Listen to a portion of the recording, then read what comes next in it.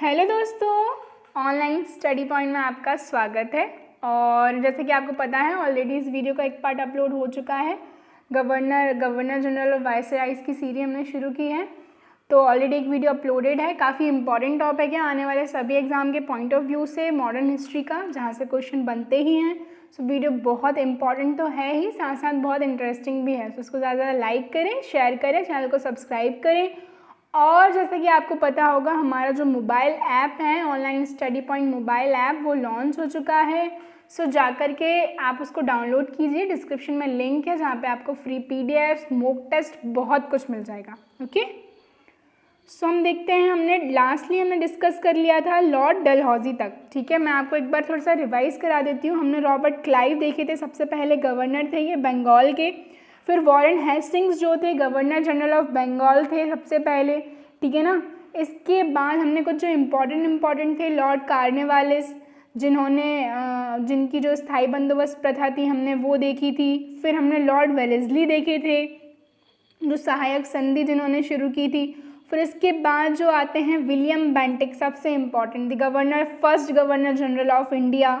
ठीक है, और फिर इसके बाद जो इम्पॉर्टेंट थे वो डलहौजी थे। तो उनके बारे में हमने सब कुछ डिस्कस कर लिया है। सो आप जा कर के वीडियो देखिए जिसने भी नहीं देखा है। सो आज जो हम देखने वाले हैं वो हम देखने वाले हैं आगे लॉर्ड कैनिंग। ठीक है ना।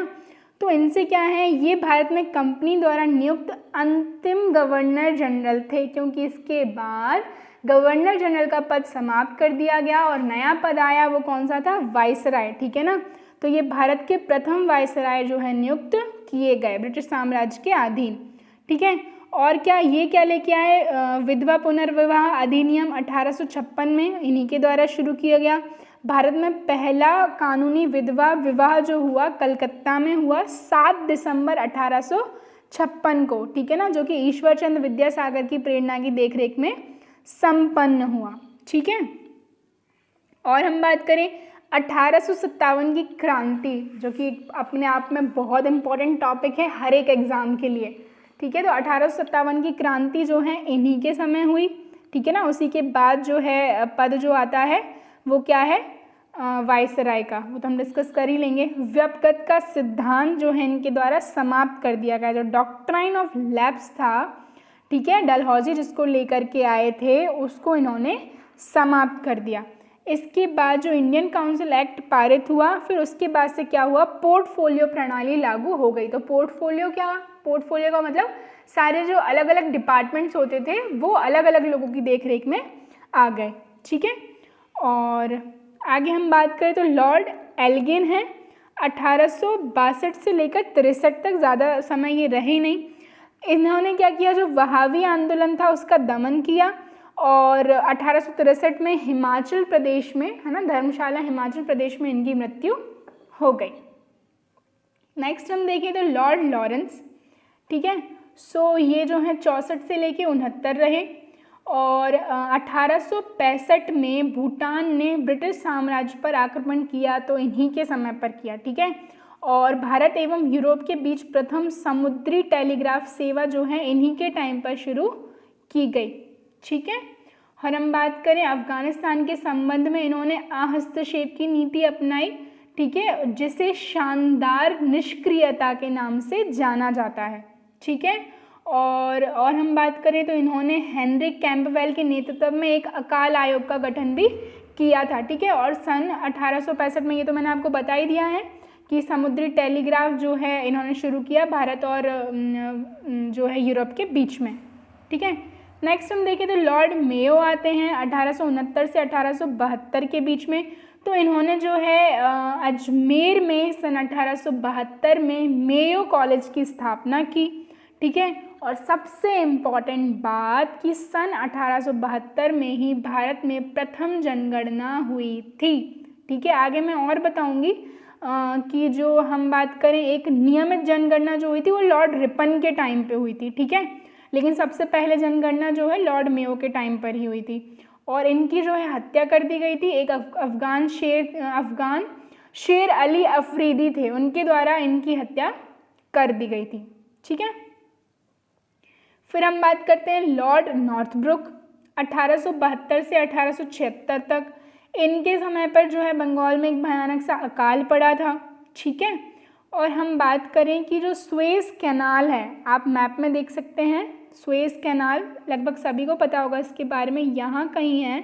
तो इससे क्या हुआ था, इंडिया और यूरोप के बीच का जो रास्ता है बहुत छोटा हो गया था, क्योंकि पहले ऐसा पूरा अफ्रीका घूम के आना पड़ता था। फिर सुएज़ कैनाल का जो निर्माण हुआ तो उससे क्या हुआ, जो व्यापार है उसमें वृद्धि हो गई, ठीक है ना। सुएज़ कैनाल का जो रास्ता है इनके समय में खुल गया, ठीक है।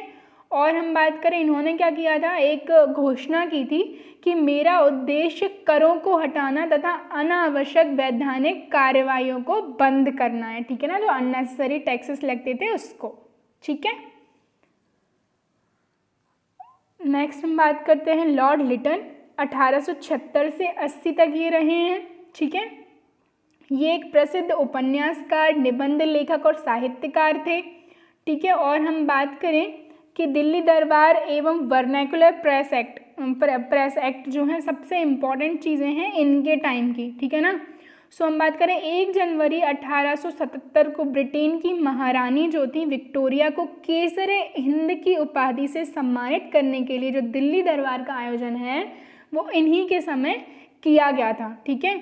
और क्या है, सन 1878 में लिटन ने भारतीय समाचार पत्र अधिनियम, ठीक है, इसी को वर्नैकुलर प्रेस एक्ट बोला जाता है, पारित करके क्या किया, भारतीय समाचार पत्रों पर कठोर प्रतिबंध लगा दिए, ठीक है ना। इस कानून में एक प्रावधान था कि अगर किसी भी अखबार में इनके ब्रिटिश साम्राज्य के खिलाफ कोई भी आपत्तिजनक चीज़ छपती है तो सरकार उसकी प्रिंटिंग प्रेस सहित सारी संपत्ति जब्त कर सकती है, ठीक है। नेक्स्ट हम चलते हैं लॉर्ड रिपन। जैसे कि मैंने आपको बताया था कि इनके बारे में मैं आपको बताऊंगी इंपॉर्टेंट चीज़ें, तो सबसे इम्पॉर्टेंट यही है, सन 1881 में नियमित जनगणना जो कि हर 10 साल में होती है उसकी शुरुआत इन्हीं के समय में हुई थी। तब से लेकर आज तक हर 10 साल में जो है 10 साल के अंतराल में जनगणना होती है, ठीक है। प्रथम कारखाना अधिनियम जो है इन्हीं के समय में शुरू हुआ, मतलब आया, ठीक है ना। और इनको भारत के उद्धारक के नाम से भी जाना जाता है। और उन्होंने क्या किया था, सिविल सेवा में प्रवेश की जो अधिकतम आयु थी उसको 19 वर्ष से बढ़ाकर 21 वर्ष कर दिया था, ठीक है। सो ये कुछ इम्पॉर्टेंट चीज़ें हैं इनके बारे में जो कि पूछी जाती हैं। और हम बात करें कि इन्होंने प्रथम कारखाना अधिनियम लाए, इसमें क्या था, 7 वर्ष से अगर कम आयु के बच्चे जो काम करते हैं उनके काम करने पर प्रतिबंध लगा दिया था, और 7 से 12 वर्ष के श्रमिकों के लिए 9 घंटे से अधिक कार्य कराए जाने पर भी इन्होंने प्रतिबंध लगा दिया था, ठीक है। नेक्स्ट हम बात करते हैं लॉर्ड डफरिन की। 1884 से लेकर 88 तक ये रहे। इनके समय में जो है तृतीय एंग्लो बर्मा युद्ध हुए, ठीक है। और हम बात करें बर्मा को अंग्रेजी शासन में मिला लिया गया, ठीक है ना। और भारतीय राष्ट्रीय कांग्रेस का गठन जो कि सबसे इम्पॉर्टेंट चीज़ है, जो कि दिसंबर 1885 में हुआ था, वो इन्हीं के समय में हुआ था, ठीक है। सो ये सबसे इम्पॉर्टेंट बात है इनके बारे में। बाकी तो हम कांग्रेस के बारे में और डिस्कस करेंगे ही।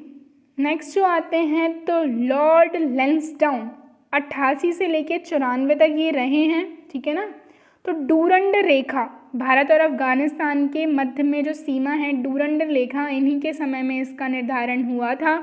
और 1891 में जो दूसरा कारखाना अधिनियम लाया गया जिसमें स्त्रियों के 11 घंटे प्रतिदिन से अधिक काम करने पर प्रतिबंध लगा दिया गया, साथ ही में सप्ताह में 1 दिन की छुट्टी की भी व्यवस्था की गई, ठीक है।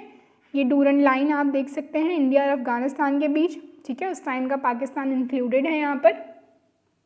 अभी तो डूरंड लाइन किसके बीच में होगी, ठीक है ना, तो पाकिस्तान और अफगानिस्तान। नेक्स्ट हम बात करते हैं लॉर्ड एल्गिन द्वितीय, ठीक है ना। 1894 से 99 तक ये रहे हैं। और हम बात करें 1895 से 1898 के मध्य में उत्तर प्रदेश, बिहार, पंजाब एवं मध्य प्रदेश में जो है अकाल पड़ा था इन्हीं के टाइम पर, ठीक है, फेमाइन जिसको हम बोलते हैं। ऑनलाइन स्टडी मोबाइल ऐप, जल्दी से आप इसको इंस्टॉल कीजिए। Daily quiz, free PDFs, mock test, OSP notes, video, सब कुछ आपको यहाँ पर मिल जाएगा। आज हमने जो पढ़ा है हमने शुरू किया था लॉर्ड कैनिंग से, जो पहले वाइसराय थे। इसके बाद लॉर्ड लॉरेंस हमने देखे। इसके बाद लॉर्ड मेयो, जिन्होंने अजमेर में मेयो कॉलेज की स्थापना की और पहली जनगणना इनके समय में हुई। फिर लॉर्ड नॉर्थब्रुक हमने देखे, लॉर्ड लिटन हमने देखे, वर्नैकुलर प्रेस एक्ट और जो दिल्ली दरबार उन्होंने सजाया। इसके बाद हम बात करें लॉर्ड रिपन, जिनके समय में पहली नियमित जनगणना हुई। फिर लॉर्ड डफरिन, लॉर्ड लैंसडाउन और लॉर्ड एल्गिन द्वितीय। ठीक है ना। सो ये कुछ इंपॉर्टेंट हमने डिस्कस किए हैं। एक सीरीज़ और होगी इसकी जिसमें सारा कुछ कवर हो जाएगा। सो प्लीज़ वीडियो को ज़्यादा लाइक करें, शेयर करें, चैनल को सब्सक्राइब करें। यहाँ पर आपको daily current affairs, Indian history, geography, polity, maths सब कुछ मिल जाएगा। और साथ ही साथ जो हमारा चैनल है 5 मिनट जीके, इसको भी सब्सक्राइब कीजिए। तो आपके हर एक एग्ज़ाम के रिवीजन के लिए शॉर्ट 5 मिनट वीडियोज़ आपको यहाँ पर मिलेंगी। Thank you.